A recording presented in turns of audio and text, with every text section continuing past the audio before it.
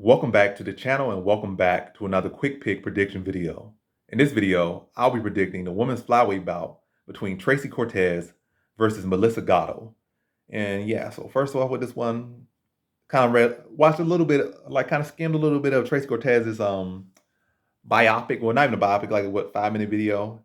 And to say you even skimmed a 5-minute video is not even a good look. But hey, I ain't trying to win no brownie points. I ain't trying to be her boyfriend. She already got Brown Ortega, and even if she was single, but that's besides the point. But all I'm saying, I've kind of skimmed that a little bit. So had some loss in her life.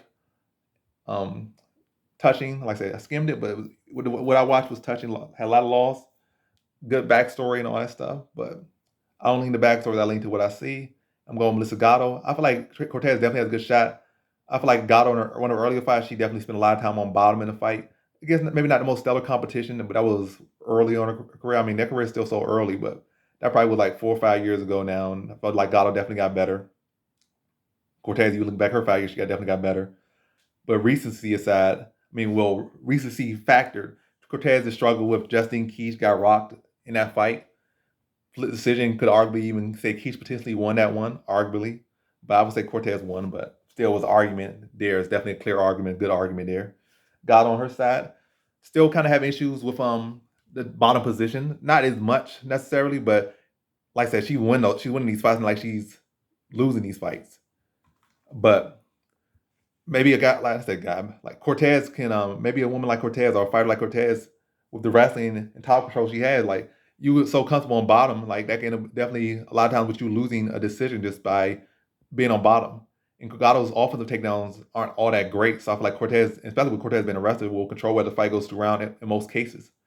But then on Cortez's side, she's not the greatest striker.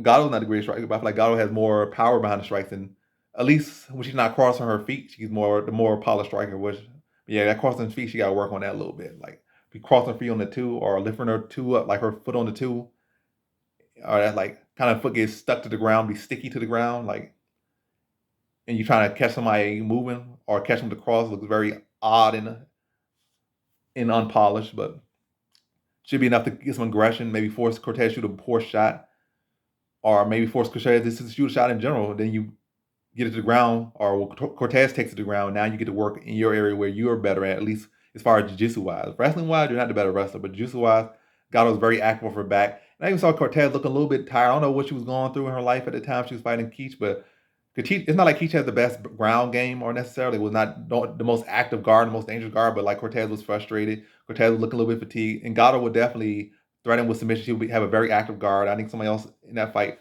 someone else came up in that fight where, not her last fight, but her fight when she debuted, where they talking about she has one of the better cardios or better heart rates in the UFC for whatever reason. And like, don't seem like she get tired. She has a very active guard.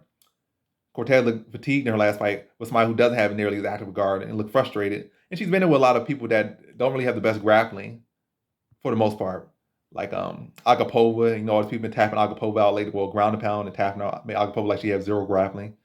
And then Keach, I'm not saying Keach has poor grappling, but it shouldn't have been that hard a fight. And Gatto would definitely is far more active, far more credentialed off her back.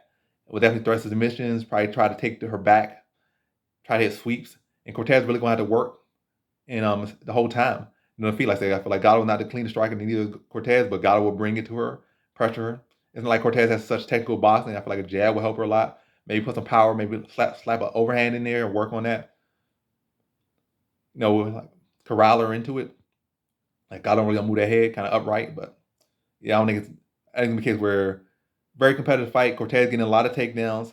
Gatto been active for her back, probably giving some takedowns, but very, very close fight for both women just because of their weaknesses and the other one taking advantage of the weakness. Like Gatto, not the best takedown defense, not the best takedown offense. Well, I would say in general, not the best wrestling.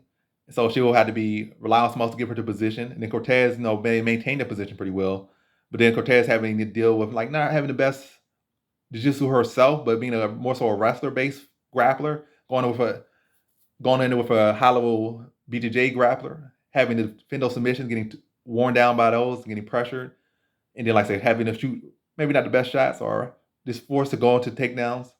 Then on the ground, like I said, getting worn down with all the grappling exchanges. Now I feel like in the case of a very, very close fight, probably really Cortez might be up 2-0, but kind of tired going into that third round. like I said, I feel like Cortez definitely will be winning the early rounds. I feel like, or the early round for sure. Second round, maybe a toss up.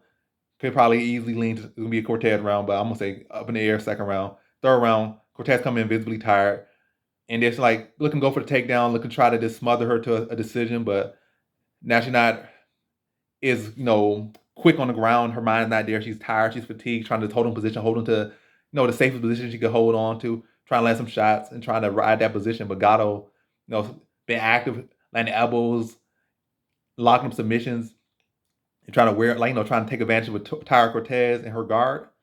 And I think she eventually taps her out in that third round. Like Cortez is, like I said, fatigued, trying to rest in that position, and Gatto's like on it.